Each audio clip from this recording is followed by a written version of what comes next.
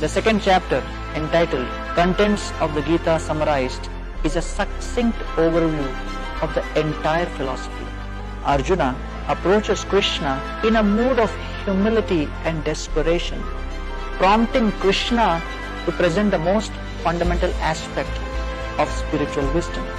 Krishna then explains the practical application of such wisdom and concludes by delineating the symptoms of one who has fully realized such truths. Karpanya doshopahata swabhava prichhami tvam dharma sammudha cheta yashreyasya nishchitam bruhi tanme shishyasteham shadimam tvam prapannam.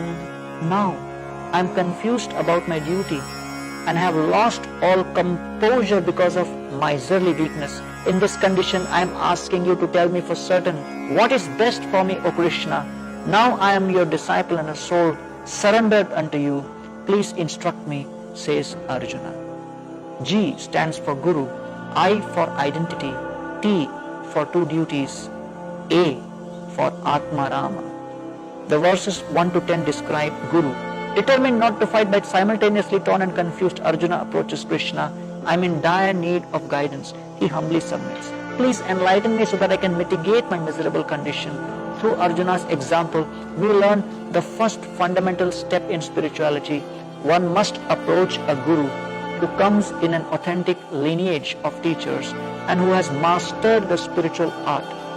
Most things in life require guidance and instruction under a qualified teacher. And the spiritual discipline is no different. One may argue that everything they require for the spirituality is contained within.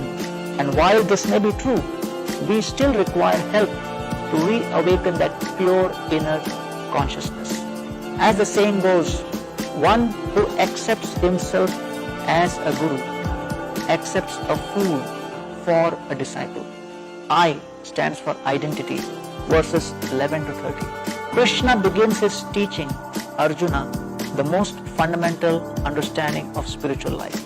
As the driver operates a car or as the bird lives in a cage, we, the spirit soul, are similarly utilizing this body.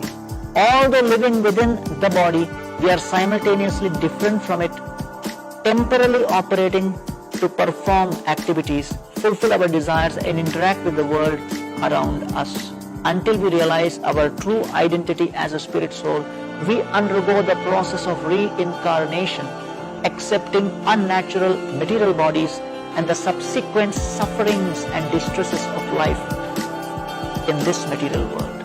This is the first fundamental teaching that the Guru imparts, knowledge of who we really are.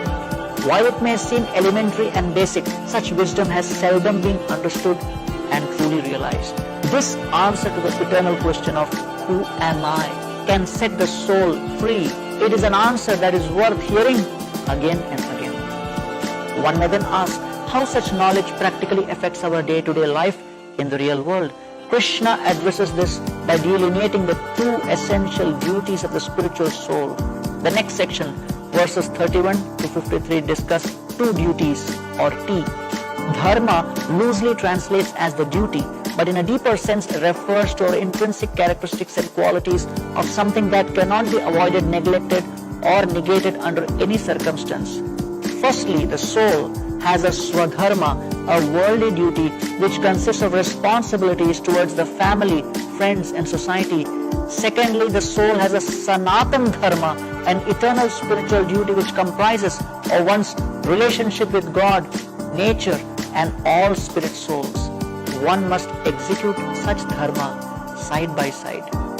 Many individuals neglect their sanatandharma, becoming too preoccupied with their swadharma. On the extreme, individuals can prematurely reject their swadharma and falsely try to absorb themselves in sanatan dharma. The most progressive path is to be fully alert to both duties. In doing so, lead a happy and balanced material and spiritual life. What is the result of someone who performs such duties with determination and enthusiasm? Such a person becomes an Atma Rama. The next section, verses 54 to 72, discuss the theme Atmaram for a spiritually realized soul who finds pleasure in the self. Krishna explains how the Atmarama is unaffected by happiness or distress, gain or loss, honor or dishonor. Transcending the dualities of this world, such a spiritualist rids himself of qualities such as fear, attachment and anger, remains absorbed in spiritual delight and transcendental consciousness.